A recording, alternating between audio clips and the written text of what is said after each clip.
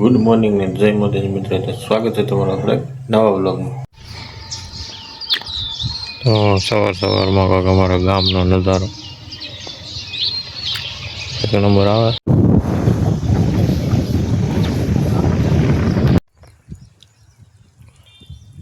બોરમાં પાણી આવી ગયું ચાલુ તો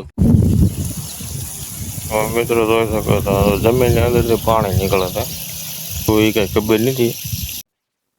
તો ફાઇનલી અત્યારમાં ડ્રીપ ચાલુ કરી છે ચેક કરવા માટે તો પ્રોપરલી વર્ક કરે છે કે નહીં. એવું બધું છે તો કન્ટિન્યુ બ્લોગમાં રહી ગયો. પાણી લીધા માટેનું કામકાજ હાલે છે. આ બધા મોઢિયા બંધ કરવાના એ ક્યારે રાત.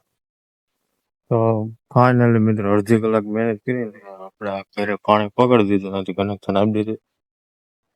હવે આ પાણી સીધું ઘરે જા. ગામ છે અહીંયા, આ દિવાલ વટો સીધું જ ગામ આવી. વાતાવરણમાં તો વાદળા બહુ થઈ ગયા છે. વરસાદની જરૂર છે કારણ કે બધું કમ્પ્લીટ વવાઈ ગયું, એટલે એકાદો વરસાદ થઈ જાય માથે તો બધું કમ્પ્લીટ બની જાય, મૂકી જાય. તો કન્ટિન્યુ વ્લોગમાં રહેજો. અમે તો બપોરે જમવા આવી જાય ને આજે હાલે છે આપણે તારક મહેતા કા ઉલ્ટા ચશ્મા, અને આ બધા અમારા મિત્રભાઈ ફોનમાં લઈને મંડાઈ પીડ્યા હતા. તો આ કઈક અમારા ગામની બજારો છે આવી, તમે જોઈ શકો. તો મિત્રો ત્રણ વાગી હશે 1:30 થાય છે અને આપણે અટાણે થઈ રહ્યા છીએ વાડીએ, કારણ કે માંડવી કાલ વાવી એમાં મેકવાના ફુવારા.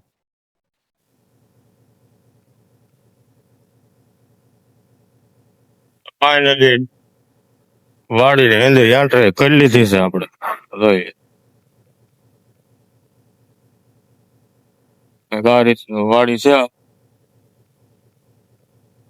આપણે. વાડીએ તો પહોંચી ગયા છે ને હવે લાયન લગાડવાની છે ફુવારા, કારણ કે પાણી ભાવ તો આ બધી સુકાવા મળી. પાછળ તમને દેખાતું હોય છે કદાચ, કારણ કે આમાં મેકવાના છે ફુવારા. એવું બધું છે તો કન્ટિન્યુ બ્લોગમાં બનાવી રહેજો મિત્રો. ફાઇનલી મિત્રો આપણે ફુવારા મળી લીધા, હવે જાય છે આપણે આગળ ફિટિંગ કરવાના છે, તો તમને બતાવી હતો. તો સામે પાઇપલાઇન જાય છે, એટલે આ બધું જ્યાં જોઈન્ટ કરી પાણી મેકવાનું છે આજ થાય, એટલે એવું બધું છે તો કન્ટિન્યુ આપણે 50% જેવું કામ કમ્પ્લીટ કરી નાખ્યું. ફુવારા ગોઠવવાનું ઓલા આપણાથી ઉપાડ્યું હતું કામ, અને ઉપાડ્યું છે એ ફુવારા છે 40 ફૂટના ફુવારા વેચો સટાણા, કેટલા સામે કેટલા નહીં, એવું બધું છે. 22 ફુવારા છે. તમે 40 ફૂટ 20 ફૂટ એવી રીતના ગોઠવી ગયો પ્લાનમાં ચાર્જ આવી ગયો છે, કારણ કે આ 40 ફૂટના આતરે મેં જતો ને 20 ફૂટના આતરે પકડ્યો.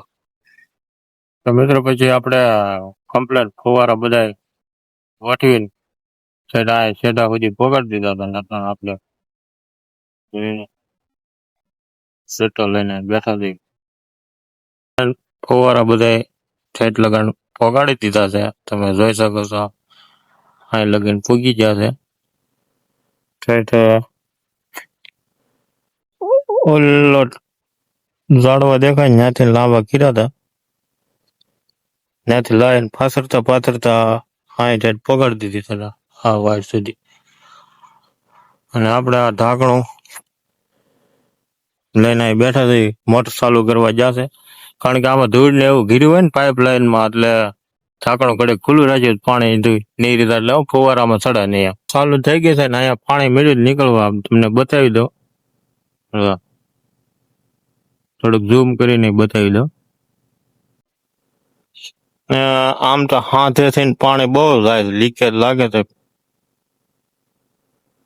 બધે હાથે પાણી ને ધોમ ધોકાર થાય છે. ના મારા મમ્મી હલાવે છે અહીં હાથે જોતા ચેક કરે છે હાથ આવી તો કન્ટિન્યુ. તો મિત્રો મોટર ઉપડી નથી, કારણ કે ચાલુ થઈ નહીં, કારણ કે 2-3 વાર ટાટ ભર ન જશે. અને ના થઈને જોવું જો હું પડશે. તો મિત્રો મોટર તો ઉપડી નહીં, એટલે એના માટે કંપી બોલાવી લીધી છે મોટર ઘસવા માટેની. તો તમે જોઈ શકો છો કે આ બધી ઓટોમેટિક કંપની છે, એટલે મહેનત ના કરી. તો ફાઇનલી મોટર બારી આવી ગઈ છે, અને હવે બધી અલગ કરીને ચેક કરી કારીગર આવી જશે ખોલવા માટે. તો જોઈએ કેમ થાય છે કેમ નહીં. તો એ કારીગર ખોલે છે મોટર શું છે તો એવું બધું છે. તો કન્ટિન્યુ વ્લોગમાં રહી.